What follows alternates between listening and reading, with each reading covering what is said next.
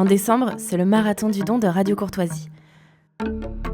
Qu'est-ce que c'est que le Marathon du Don ? Le Marathon du Don, c'est la grande collecte de fonds que nous organisons chaque année au mois de décembre. Parce que c'est la dernière chance pour les auditeurs qui n'ont pas encore fait de dons de défiscaliser utilement, symboliquement, s'ils n'ont pas envie que leur argent serve à financer l'immigration illégale ou les politiques transgenres, eh bien, ils peuvent donner une partie de leur argent à Radio Courtoisie et la déduire de leurs impôts à hauteur de 66%. Et en plus de ça, nous avons un mécène très généreux qui, depuis 2 ans, chaque fin d'année, nous promet de doubler les dons au mois de décembre. C'est-à-dire que si vous donnez 50 €, eh bien nous en recevrons 100 et à vous, il ne vous en coûtera qu'à peu près 18. C'est pourquoi je vous demande de nous soutenir pour ce marathon du don. Donnez-nous les moyens de défendre vos idées. Rendez-vous sur soutenir.rc.fr. 7h, 10h sur Radio Courtoisie, suivez la ligne droite.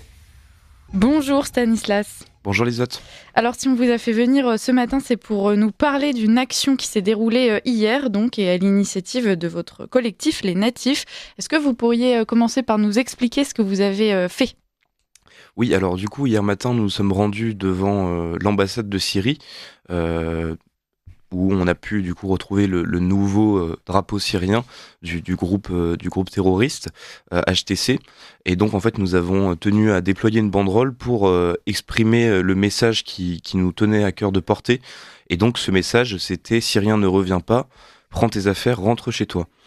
Tout simplement parce que on a eu une vague migratoire sans précédent depuis la guerre civile en Syrie, qui a été du coup une des principales causes de la justification de l'arrivée de tous les migrants des 4 coins de la planète en France. Et donc maintenant que cette période est passée, que le régime Assad est tombé, on a pu voir des grandes scènes de liesse partout en Europe et place de la République, la place de la République n'a pas coupé. Et donc maintenant qu'on voit que tous ces gens sont ravis de la chute du régime qui les a fait fuir en France, on demande simplement une seule chose, que ces personnes-là retournent là d'où elles viennent. Alors effectivement, cette vague de réfugiés syriens, certains pouvaient l'approuver, néanmoins ça a servi d'excuse quasi universelle et puis on a même beaucoup de cas d'immigrés clandestins qui se revendiquaient syriens pour pouvoir entrer en France alors qu'ils ne l'étaient pas du tout.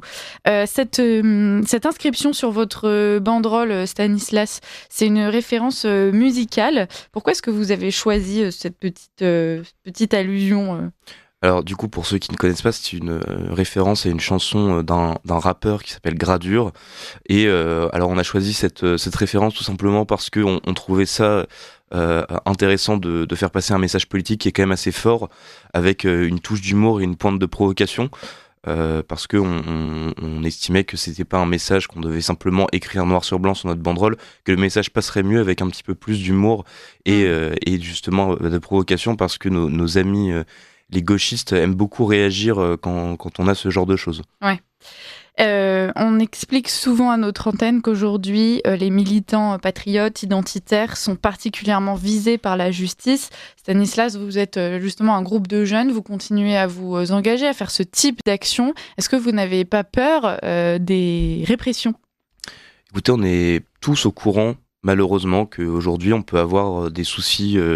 judiciaire, on peut avoir des soucis dans sa vie personnelle en raison de son engagement. C'est un choix qu'on connaît tous, qu'on a tous fait, qu'on est fiers d'assumer, et donc malgré cette répression, on ne s'empêche pas de faire des actions de ce type, parce que pour nous, le message à porter est bien plus important que vraiment le risque qui peut planer sur nous-mêmes.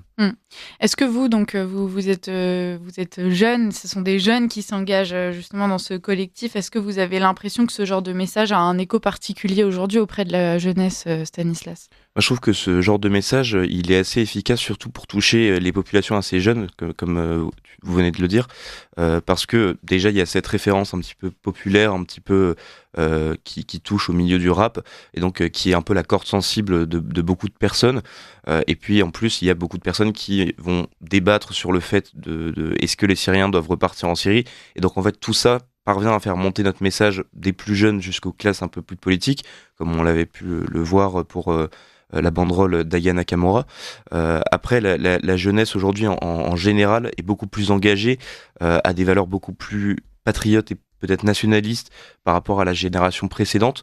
Et moi, je suis vraiment content de voir qu'on a énormément de personnes qui, tous les jours, demandent à nous rejoindre au Natif, à Paris, pour s'engager, pour militer, tout en connaissant les risques et qui sont prêts à prendre de leur temps pour ça.